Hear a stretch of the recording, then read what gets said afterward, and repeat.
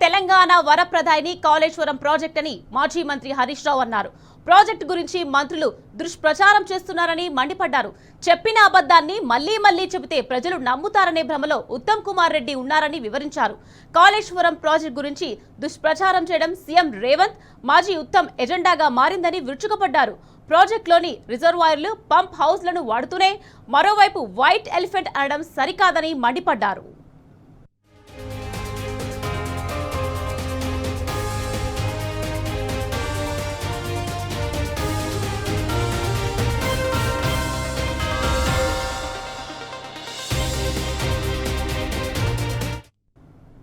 కాళేశ్వరం ప్రాజెక్టును Uttam white elephant అనడంపై Harish Rao మండిపడ్డారు. తెలంగాణ పాలిట సీఎం రేవంత్, మంత్రి ఉత్తమ్ వైట్ ఎలిఫెంట్లని ఆరోపించారు. ఒకరేమో రాష్ట్ర ఆదాయానికి గండి కొడుతున్నారని, మరొకరేమో నీటి వాటాకు గండి కొడుతున్నారని విమర్శించారు. కాళేశ్వరం ప్రాజెక్టు గురించి ఏడాదిన్నర నుంచి కుట్ర చేస్తున్నారని విరుచుకుపడ్డారు. కాంగ్రెస్ 17 నెలల పాలనలో ఒక్క ప్రాజెక్టు కూడా పూర్తి చేయలేదని మండిపడ్డారు. 1 ఎకరాకు సీఎం రేవంత్ నీరు ఇవ్వలేదన్నారు.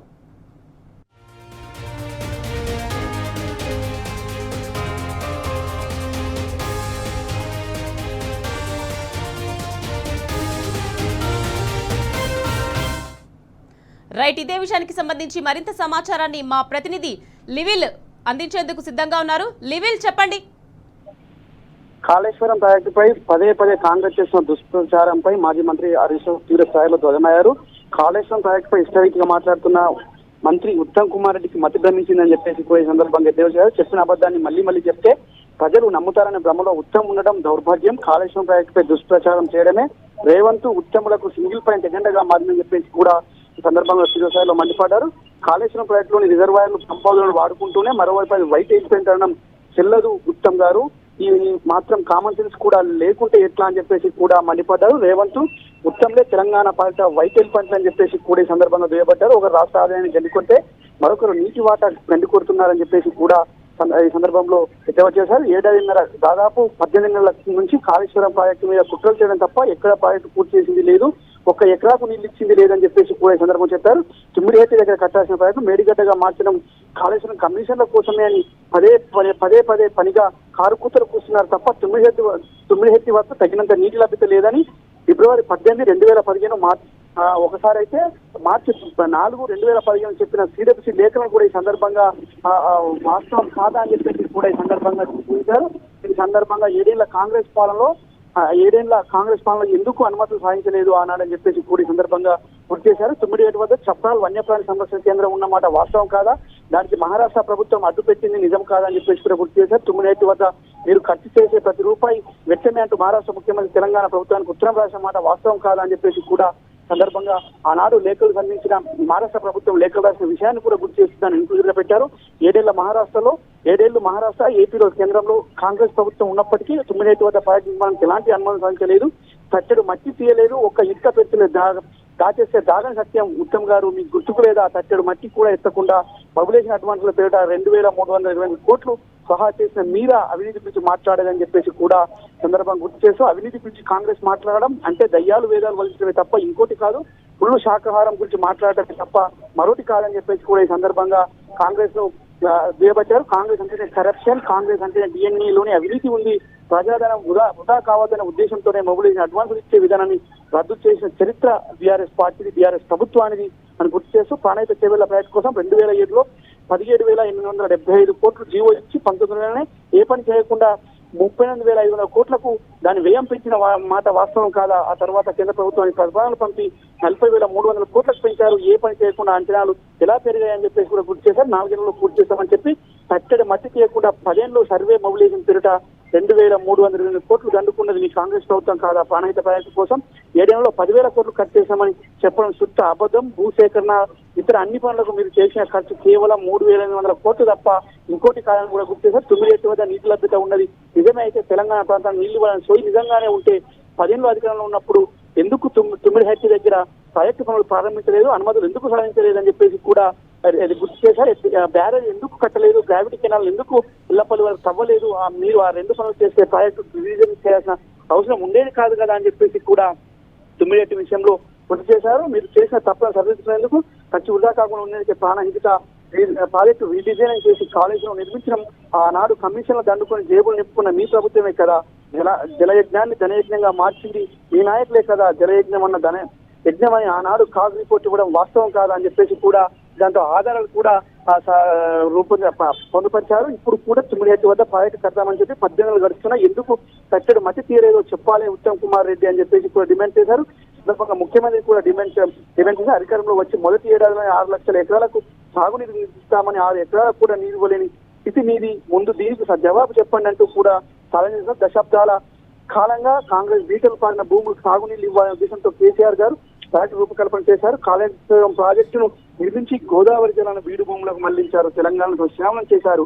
కానీ అసెంబ్లీ సాక్షిగా మీరు విడుదల చేసిన శ్వేతపత్రమే ప్రకారమే 20 లక్షల ఎకరాల కాళేశ్వరం ప్రాజెక్టు ద్వారా మీ సాగునీళ్లు అందిన మాట వాస్తవం కాదని కూడా గుర్తు చేశారు. కాంగ్రెస్ ప్రభుత్వం ఏర్పడిన తర్వాత మీరు ఇంజనీర్లు అధికారికంగా విడుదల చేసిన నివేదిక ప్రకారం కాళేశ్వరం ప్రాజెక్టు కింద 20,33,572 ఎకరాల కొత్త ఆయకట్టు స్థిరీకరణ జరిగిన మాట వాస్తవం కాదని చెప్పేసి కూడా ఆనాడు అసెంబ్లీ సాక్షిగా విడుదల చేసిన నివేదికను కూడా ఈ సందర్భంగా పొందుపరిచారు.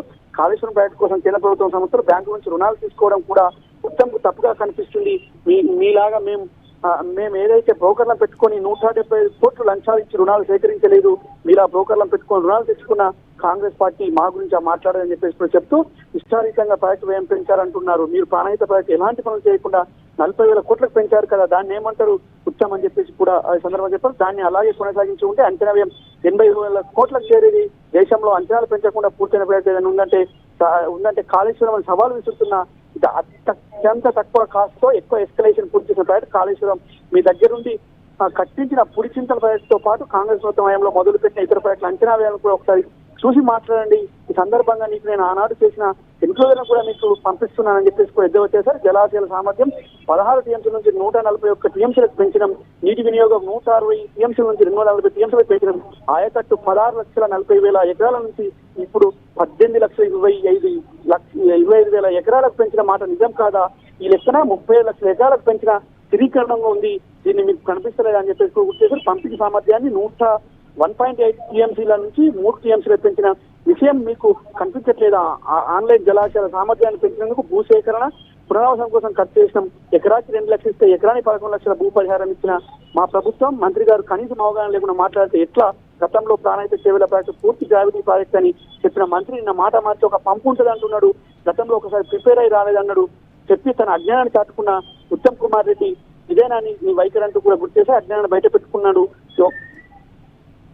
ఒక పంపు 2 పంపులు ఉంటాయన్న మంత్రి గారు ప్రతి చుక్కకు అవసరమైతే మేరకు ఎత్తిపోయాల్సిందే కదా అని చెప్పేసి కూడా గుర్తు చేశారు. గ్రావిటీ లేనిదే 2 దశాబ్దాలుగా పక్కన పెట్టడం వల్లనే ఎస్ఎల్పీ సొరంగం కూలిందని మంత్రి మాట్లాడిన విడ్డూరం. మా ప్రభుత్వ హయాంలో 3,200 కోట్లు ఖర్చు చేసి 12 కిలోమీటర్ల సొరంగం సహా ఢిల్లీ వెండిపాక పనులను పూర్తి చేశాం. ఈ విధానం నిరూపించడానికి నేను సిద్ధంగా ఉన్నాను, నువ్వు సిద్ధంగా ఉన్నావు అని చెప్పేసి కూడా సవాల్ ఇచ్చారు. ఎక్కడ చర్చ చేద్దాం, హైదరాబాద్ లో చేద్దామా, హుజూర్ నగర్ లో చేద్దామా, నేను చర్చకు సిద్ధం, నువ్వు సిద్ధమా అని చెప్పేసి కూడా సవాల్ ఇస్తూ ఎలాంటి ముందస్తు జాగ్రత్త తీసుకోకుండా భూసార పక్షులు నిర్వహించకుండా అడవిడి పనులు మొదలుపెట్టి 8 మంది ప్రాణాలు బలిపెట్టింది మీరు కాదా? 100 రోజుల్లో కావస్తున్న సొరంగంలో చిక్కున్న 6 మంది శవాలను ఇప్పటికి కూడా బయటకు తీయని అసమర్థులు మీరు. ఎస్ఎల్బీసీ భవిష్యాన్ని ప్రశ్నార్థకంగా చేసింది మీరు కాదని చెప్పేసి కూడా గుర్తు చేశారు.